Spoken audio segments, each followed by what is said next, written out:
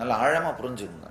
இந்த உடலில் வாழும் பொழுதே இந்த மிக உயர்ந்த ஞான கூறுகளை வாழ்வது, வெளிப்படுத்துவது.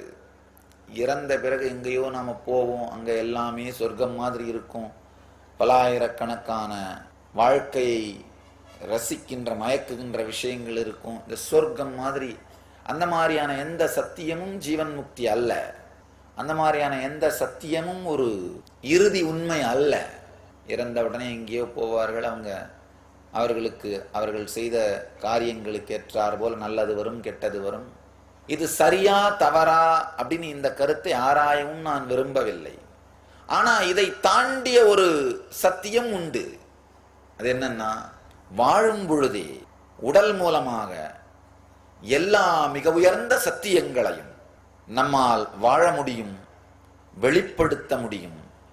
இதைத்தான் ஜீவன் முக்தின்னு சொல்றேன். ஜீவன் முக்தி ஜெயந்தி பகவானின் சிறப்பு தரிசனம் மற்றும் சத்சங்கம் வரும் மார்ச் 3 இரவு 7 மணிக்கு இணையுங்கள்.